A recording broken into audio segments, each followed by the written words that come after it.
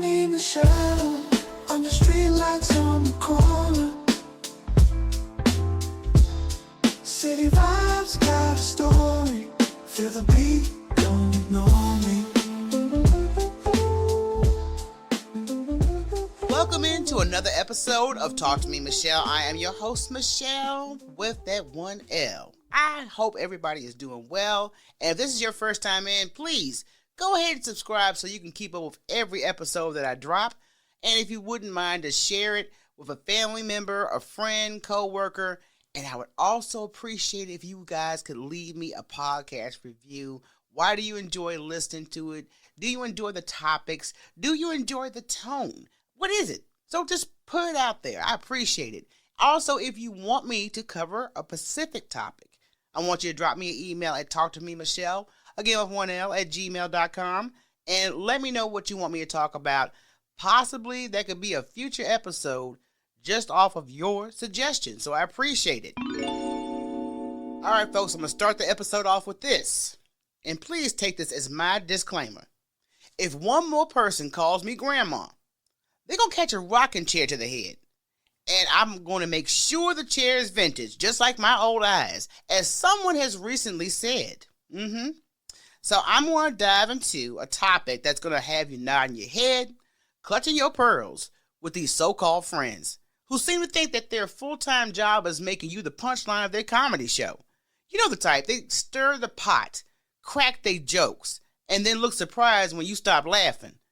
And trust me, I've got a full story for you. Just the other day, I was on a live stream, feeling cute, minding my business, and here comes one friend in the comments, turning my chat into Comedy Central, except the jokes were all on me. So spoiler alert, I wasn't laughing. So picture this. I'm on a friend's live stream, I'm sipping my coffee, we vibing, we chatting it up, and here comes Mr. Fabulous in the comments. Now, let me preference this. We've always had a jokeful back and forth. He throws shade, I throw it right back, and usually we keep it cute. But I don't know if his drawers was in a wad that day or what, because he decided to turn it all the way up, and not in a good way. It started with the usual teasing, and then it got consistent, and back-to-back jokes that slid into straight disrespect. He's called me grandma. Okay, fine, ha-ha. That, a little funny, ha-ha. But then he started talking about my old eyes. Like, sir, these eyes have seen some things that none, thank God, have not involved you. What was the highlight of this whole situation? He had the nerve to speculate about my bedroom habits. He's over here making these false assumptions about my sexual preferences and talking about how my youth left the building years ago. And hitting that, oh, you have a lonely sex life. Sir, how I spend my nights is none of your business. And honestly, I'm sure I'm doing better than you, especially since yours involves receipts. Don't get me started. It was a non-stop back-to-back, no chill, no breaks. Just him running his mouth like he was trying out for a stand-up special or something. Needless to say, he started my day off with this nonsense. It set the tone. Because it was just too much. So by the end of it, I was hot. And I called my girls to vent. I blocked him right after that because honestly, life is too short for unnecessary drama, especially in the comment section. And let me tell you about Mr. Fabulous himself. He's flamboyant. Okay? Hunty. Oh my God, are you crazy? What are you doing? Stop screaming. Over the top. And always crossing boundaries. He's that person who thinks being outrageous gives him a free pass to say whatever, and it doesn't. We got mutual friends, okay? So, of course, the story got a remix from his side. And suddenly, I'm the bad guy. So, not only are you a bully, but now you're a proven liar. A big old liar. You have a lot of audacity. I've always tolerated his antics, and honestly, I shouldn't have. My sister, I blocked him previously because of his slick, disrespectful interactions. But somehow, because, we have mutual friends, and he just kept slithering his way back in the picture. And you know how it goes. People, they're just trying to make excuses for certain disrespectful behavior. That's just how he is. But that don't mean I have to deal with it. You know what I mean? So let me tell you something. When someone consistently crosses the line, that's not a personality trait. That's flat out disrespect. There's nothing cute or quirky about making people feel small for your entertainment. And it's not just me. I remember hosting a live conversation. It was on dating. It was a good topic. And we had good vibes. It's a mixture of fun and serious discussion. And here he comes, stomping into the room with the same disrespectful energy like he always brings. It wasn't even 5 minutes before he typed in the comments, "This is why you are all single right now." Really? I mean, you were insulting every woman in the room like you were invited to be our unlicensed therapist. So first and foremost, my girl, who is a stand-up comedian, she's very sharp, quick, and witty. And she is not for the nonsense. She was up on the camera. So she read him for filth. And I just happened to have a little clip of that read that she did. Don't say that to a woman who is of great intelligence. I ain't never had a problem not getting a man nor keeping a man. Don't say that's why y'all single, bitch. What you paying? Just know you ain't paying shit over here, so you don't need to speak on shit over here. I hate on you. You ain't even got a real picture of you up. So worry about you and stop worrying about me. Because when you in my business, that means your business. Yeah, that's the kind of energy he brought because she don't usually interact like that. But he was pressing buttons in the comments. So of course he got blocked on the spot from her. And the sad part about this particular person is that he's lost several close friends because of his antics. And it just goes to show you that there's no value of your presence in his life or your friendship because he's so blatantly disrespectful. So that's the thing about him. His interactions are always leaving a sour aftertaste in your mouth. Like it's like spoiled milk. It really makes you stop and think, why do some people think it's okay to get their laughs at someone else's expense? Are we suffering with insecurity? Do you need some attention? Or more importantly, where's the line between joking and bullying? Because what I've learned the hard way is that line does exist. And once someone crosses it, you have every right to protect your peace. Now, before I get knee deep, I got a quick message for you. Hey everyone, I had a blast on the Sip with Summers podcast with the fabulous Jennifer Summers. In episode 9, we're talking about intimacy and dating over 40. Laughs, wisdom, and a little tea included. Catch a sneak peek right here. And don't forget to check out the podcast for more great combos.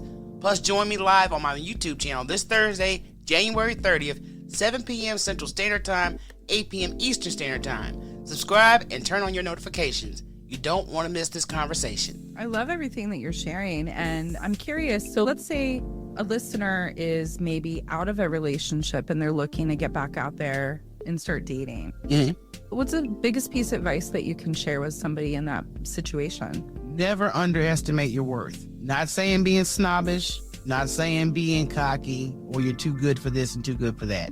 But do not devalue yourself. Because I think sometimes, and I found myself doing this when I started dating, I started entertaining things that I really shouldn't have been entertaining. Whether it be conversation, hanging out with them, I knew that wasn't my vibe. I devalued myself just to get out there and I was like, oh, maybe I'm being too this, too that. No, you're not. If you vibe just online, for example, the guy that I started my podcast out with, the horror date, I knew I should have stopped wasting my time, but I entertained it anyway.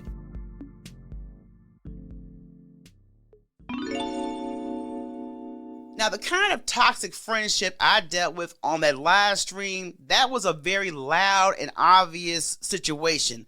You know, it's like a bad wig at a Sunday service, plain as day. You cannot mistake it.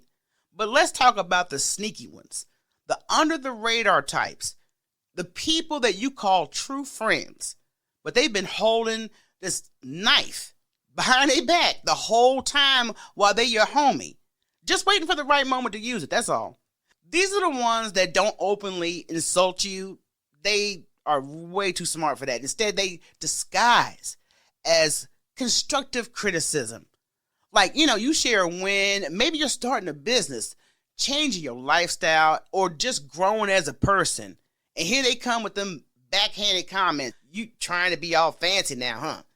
Well, I mean, it's cute, you know, that you're doing that, but don't forget where you came from. And people will do that because they love to drag people. Since when does progress come with a side of shade?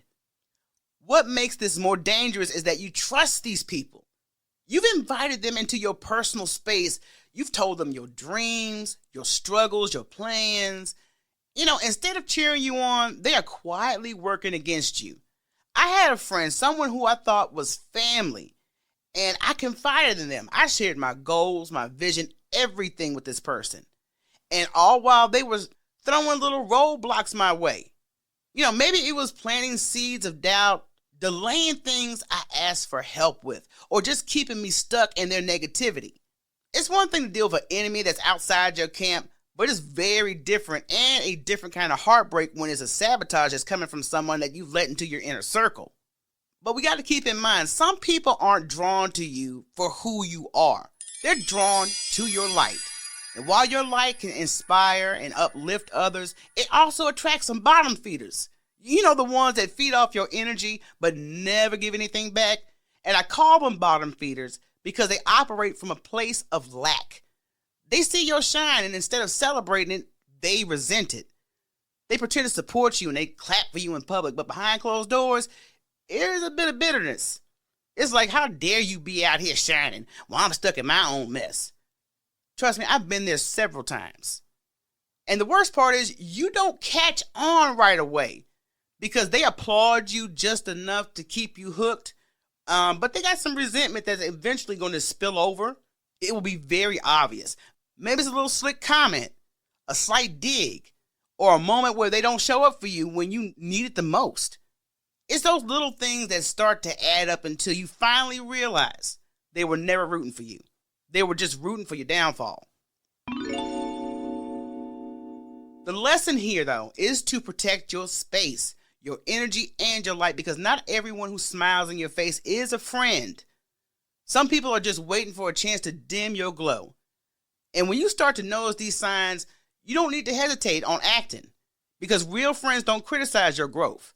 They are supposed to celebrate it. Real friends don't resent your light. They stand beside you and let it shine even brighter. But there are some lessons learned going through this. Keep in mind, just because someone's in your circle doesn't mean they're in your corner. There's a big difference between a friend who uplifts you and one who's just hanging around waiting for a chance to pull you down. And sometimes you don't even notice the weight of those toxic friendships until you finally let them go and feel like, ooh, I'm so much lighter without this in my life. Ooh, I feel so much better. Boundaries are absolutely key. The moment somebody makes you feel less than, whether it's through a so-called joke, a comment, or their just overall energy, it's time to draw the line. It's not even one of those faint pencil lines either. I'm talking about big, bold, Sharpie level boundaries. Standing up for yourself doesn't make you mean or sensitive. It makes you sane. I'm too grown to be sitting around here letting somebody chip away at my self-esteem, okay? Because they think they're funny, or they might be doing some self-reflection. That's the value they have on themselves. Accountability is non-negotiable for me. If you can't own your actions, your words, or the mess you leave behind, and you don't deserve this access to me, it's that simple. I've got too much going on in my life to be dealing with people who refuse to check themselves. Accountability is a two-way street, and I'm not interested in doing all the driving. And the sad part, as far as I see it, a lot of men are coming for women and being this shady. And I want to talk about this man specifically because I'm far too grown to be disrespected by someone who's out here buying companionship like it's a DoorDash order. I mean, you want to throw stones at anybody's life? I'm not out here at least paying for something that you can get for free. It's honestly sad when a grown man treats people he calls friends with such blatant narcissistic behavior. Like, sir, are you okay? Being a narcissist often stems from childhood issues. Hurt people really do hurt people. But instead of healing, they double down and project that same traumatic energy onto everyone around them. It's like they're stuck in this endless cycle of their own chaos, making everyone else pay for it. And that's exhausting. The lesson here is simple. People will treat you the way you allow them to treat you when you tolerate the disrespect. Even if it is a joke, you're giving them permission to keep doing it. And you don't set that boundary, you don't cut them off. And I'm not saying, when y'all have that natural thing, but when they going too far, it's a whole lot more satisfying than trying to win an argument or prove your point to someone who doesn't care. Let me leave you guys with this. If you've been dealing with people who love to push your buttons or treat you like you're a personal punching bag, You don't owe anyone your peace. Not a friend, not a family member, not the funny guy in the comments. If they can't respect you, they can't sit at the table, period. That's just how it is. And as for Mr. Fabulous, bless his heart, he better find a new hobby because roasting me is officially off the menu. He can take his sass, his receipts, and his misplaced jokes somewhere else because this grandma is not playing bingo with disrespect anymore. Now, before you go, make sure you hit that subscribe button so you don't miss a single episode of this good old mature wisdom and a splash of shade. Follow me on all social media at Talk to Me Michele and show some love to the MBG Podcast Network where black podcasters are out here spreading black excellence. And hey, if you're feeling generous and want to keep this podcast thriving, visit me at buymeacoffee.com/Talk to Me Michele to show your support. Until next time, y'all, keep shining, protect your peace, and don't let anybody dim your light. I'm out, y'all. Peace. Talk to me, Michele.